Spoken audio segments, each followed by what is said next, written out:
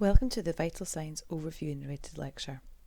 Vital signs are also referred to as your patient's OBS, which is short for observations. These are a specific set of physiological observations that provide medical, nursing staff and AHPs with the ability to monitor their patients and track any trends or patterns that may indicate the patient's health status. That is, are they deteriorating, stable or recovering? As physios, we always check the patient's chart and may decide to take a fresh set of observations in order to help us assess if your patient is appropriate for physio. It should be noted that the values given may vary slightly between textbooks and different NHS trusts. Today we're going to look at cardiovascular OBS, so heart rate, blood pressure and temperature, and respiratory OBS, which are respiratory rate and oxygen saturations. In the patient's notes, you will find the patient's observations in something called the NEWS chart. NEWS stands for National Early Warning Score. The nursing staff use the NEWS to complete their observations. They're looking at physiological parameters, these being respiratory rate, oxygen saturations, any additional oxygen, temperature, pulse, systolic blood pressure and consciousness level. The reason for using the NEWS is to highlight any changes in the physiological status of patients. The nursing staff take routine OBS, and the number that the NEWS chart generates guides how regular this should be. Nursing staff regularly take observations throughout the day, and it may vary by ward how regularly this is done. It also allows staff to detect whether a patient is starting to deteriorate and would require escalation of care. I would always check the NEWS chart before I would treat a patient. However, I would generally take a set of observations before treating a patient, as the NEWS chart is just a snapshot in time. The next slide has an example of what a NEWS chart would look like.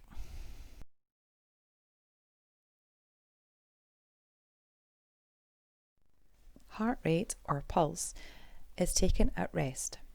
The normal pulse rate is 60 to 100 beats per minute. More than 100 beats per minute is referred to as tachycardia.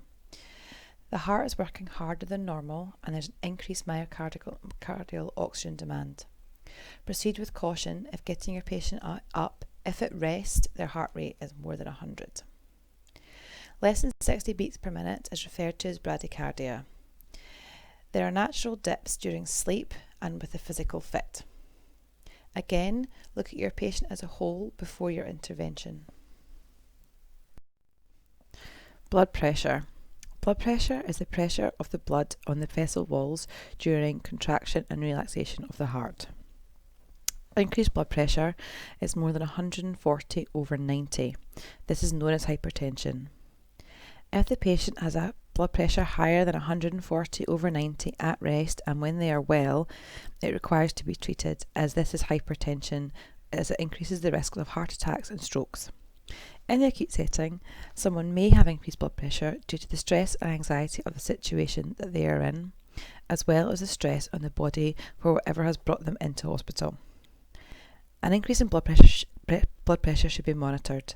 It is not usually a contraindication to treatment, however check with the nursing staff or medical staff if you're unsure. Low blood pressure is known as hypotension. If your patient has low blood pressure, you should check whether or not they're symptomatic. So, are they dizzy, lightheaded or sick? If they display symptoms during your session, you should alert the nursing staff. If they report feeling dizzy, lightheaded or sick while still in bed, you should discuss with the nursing staff and come back and see them later. Causes of low blood pressure could be blood loss, dehydration, pregnancy, sepsis, heart valve defects and certain medications. You should look for trends in blood pressure and for any significant dips or spikes. Body temperature is closely maintained by the body. Normal body temperature is around 36 degrees to 37.5 degrees. However, some trusts may take up to 38 degrees. Above 37.5 indicates pyrexia or fever, as it's more commonly known. This is due to the increase in metabolic demand and can also cause an increase in respiratory rate and heart rate. Respiratory rate is how many breaths someone takes in 1 minute.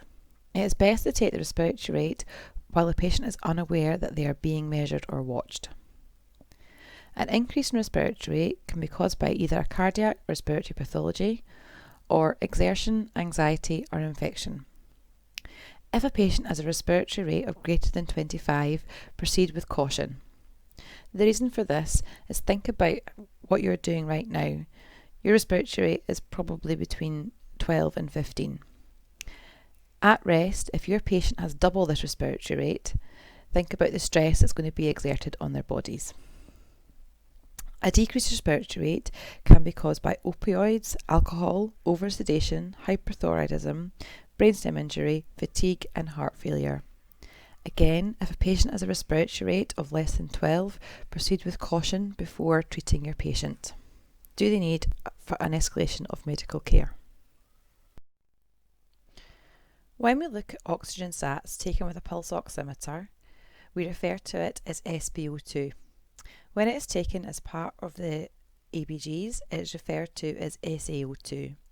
You may hear people refer to it purely as SATs. SpO2 is given as a ratio of oxyhemoglobin to total hemoglobin within the blood, and it is given as a percentage. Oxygen saturation does not tell us what is happening at the tissues or how the patient is ventilating. Some patients with anemia may have SATs of 98%. However, due to the decreased hemoglobin in their blood, their tissues will not be oxygenating adequately. Always document how your patient is receiving oxygen, even if they're just on room air. This will be documented as RA. Or, do they have a device? What device is it? How much are they receiving or how much are they getting? We will cover this in more depth later. A note of caution with regards to patients with COPD. Their oxygen sats may be acceptable at 88 to 92%, and this should be clearly documented in their notes. This is due to the disease process of COPD and is due to something called hypoxic drive. However, we will look at this in more depth when we cover oxygen delivery and COPD.